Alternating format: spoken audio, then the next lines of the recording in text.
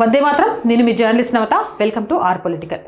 మసీదులు, ఇతర ప్రార్థనా స్థలాల్లో లౌడ్ స్పీకర్ల వల్ల ధ్వని కాలుష్యంపై అందిన ఫిర్యాదులు, వాటిపై పోలీసులు తీసుకున్న చర్యలకు సంబంధించిన సమగ్ర నివేదికను 2 వారాల్లోగా సమర్పించాలని బాంబే హైకోర్టు మహారాష్ట్ర ప్రభుత్వాన్ని ఆదేశించింది.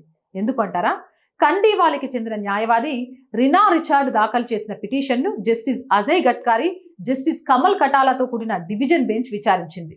ప్రతిరోజు తెల్లవారుజామున సమీపంలోని మసీదు నుంచి లౌడ్ స్పీకర్ ద్వారా అధిక శబ్దం వస్తుందని, ఆ విషయమై సమతానగర్ పోలీస్ స్టేషన్లో అనేక సార్లు ఫిర్యాదు చేసినా పోలీసులు తగిన చర్యలు తీసుకోలేదని ఆమె పిటిషన్లో పేర్కొంది.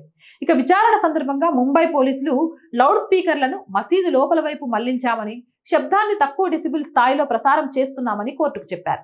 అయితే పిటిషనర్ తరపు న్యాయవాది నోటిఫైడ్ సైలెన్స్ జోన్లో నిబంధనలకు విరుద్ధంగా అధిక శబ్దంతో లౌడ్ స్పీకర్లు వినియోగిస్తున్నారని వాదించారు. ఈ నేపథ్యంలో ధ్వని కాలుష్యానికి సంబంధించిన ఫిర్యాదులు, వాటిపై పోలీసులు చేపట్టిన చర్యల వివరాలను 2 వారాల్లోగా అఫిడవిట్ రూపంలో సమర్పించాలని బాంబే హైకోర్టు మహారాష్ట్ర ప్రభుత్వాన్ని ఆదేశించింది. కేసు తదుపరి విచారణను కోర్టు వాయిదా వేసింది. ఏదేమైనా మసీదుల మీద ఉన్న లౌడ్ స్పీకర్ల విషయంలో గట్టి నిర్ణయం తీసుకోవాలి అని చెప్పింది.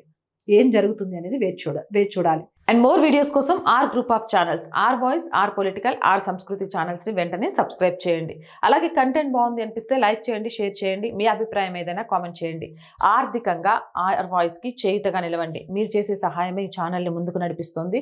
మళ్ళీ చెప్తున్నాము, రెంట్, శాలరీస్ కోసం ఈ నెల మీ అందరి చేయుత చాలా చాలా అవసరం. వెయిట్ చేస్తూ ఉంటాం మీ సహాయం కోసం. చేయాలి అనుకునేవారు సబ్స్క్రిప్షన్ పక్కనే జాయిన్ అనే బటన్ ఉంది. 1 to 5 లెవెల్స్ ఉన్నాయి. ఏదో ఒక లెవెల్లో సపోర్ట్ చేయండి. లేదా స్క్రీన్ మీద గూగుల్ పే, ఫోన్పేతో పాటు అకౌంట్ డీటెయిల్స్ ఉన్నాయి. మీకు తోచిన సహాయాన్ని అందించండి.